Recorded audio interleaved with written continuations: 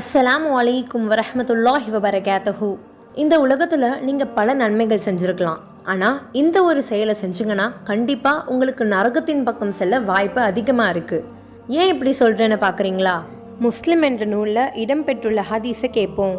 Abu Hurairah ரலியல்லாஹு அன்ஹு அவர்கள் அறிவிக்கின்றார்கள், நபி ஸல்லல்லாஹு அலைஹி வஸல்லம் அவர்கள், அவனுடைய மூக்கு மண்ணை கவ்வட்டும், அதாவது இழிவடையட்டும், பிறகும் மூக்கு மண்ணை கவ்வட்டும், பிறகும் மூக்கு மண்ணை கவ்வட்டும் என்று கூறினார்கள். யார் மூக்கு, அல்லாஹ்வின் தூதரே என்று கேட்கப்பட்டது.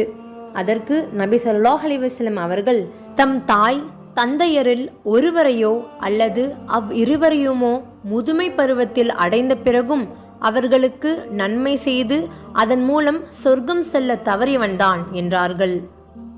அதாவது யார் ஒருத்தவனுக்கு அவனுடைய தாயோ தந்தையோ வயதான பிறகும் உயிரோடு இருந்தும் அவங்களுக்கு உதவி செய்யாமல் அவங்கள பார்த்துக்காம இருக்காங்களோ அவங்க தான் அப்படின்னு நபி ஸல்லல்லாஹு அலைஹி வஸல்லம் அவர்கள் சொல்லியிருக்காங்க. அஸ்தாஃபிருல்லாஹ் தௌபா. இந்த ஹதீஸ் நம்ம எல்லாருக்குமே ஒரு நினைவூட்டலாக தான் இருக்குது. ஆமாம், இன்றைய காலத்தில் பெற்றோர்களை பல பேர் இழிவுபடுத்துகிறாங்க. அது மட்டும் இல்லாமல் அவங்கள பார்த்துக்காம உதவாமல் எங்கேயோ போய் விட்டுடுறாங்க. இப்படி இன்றைய காலத்தில் பல பெற்றோர்கள் கஷ்டப்பட்டுட்டு தான் வாழ்ந்துட்டு இருக்காங்க. நம்மளை பெற்ற நம்ம பெற்றோர்களுக்கு பணிவிடை செஞ்சால் நமக்கு கண்டிப்பாக சொர்க்கம் செல்ல அது வழிவகுக்கும்ன்றத நம்ம எல்லாருமே மறந்துடுறோம்.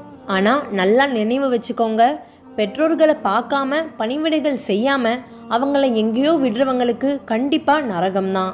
பெற்றவங்களுக்கு வயசாகி அவங்க கஷ்டப்பட்டு வாழ்கிற அந்த காலத்தில் அவங்களுக்கு உதவாத பிள்ளைகளை தான் நபிநாயகம் ஸல்லல்லாஹு அலைஹி வஸல்லம் அவர்கள் இழிவாகட்டும்னு சபிச்சிருக்காங்க. அதனால் இதை ஒரு நினைவூட்டலாக வச்சுக்கிட்டு உங்களுடைய பெற்றவர்களை நல்லபடியாக பார்த்துக்கோங்க. உங்களுக்கு வயதான அம்மா மட்டும் இருந்தாலோ இல்லை வயதான அப்பா மட்டுமே தனியாக இருந்தாலோ அவங்களுக்கு உதவிகள் செஞ்சு பணிவிடைகளும் செஞ்சுட்டு வாங்க. அவங்களுடைய தனிமைக்கு நீங்கள் ஒரு துணையாக இருங்க.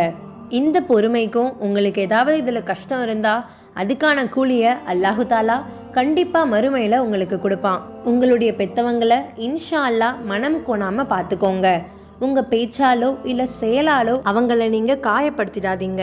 அல்லாஹு தாலா நம் அனைவருக்கும் இந்த உலகிலும் மறுமையிலும் நம் பெற்றோர்களுடன் நிம்மதியாகவும் சந்தோஷமாகவும் ஒரு வாழ்க்கையை வாழ நாடுவானாக. ஆமீன். வயசாகி கஷ்டப்படுறவங்களுக்கு உங்களால் முடிஞ்ச உதவிகளை செய்யுங்க. இன்ஷா அல்லாஹ் அல்லாஹு தாலா நம் அனைவருக்கும் பரக்கத் செய்வானாக. ஆமீன். அஸ்ஸலாமு அலைக்கும் வரஹ்மத்துல்லாஹி வபரகாத்துஹு.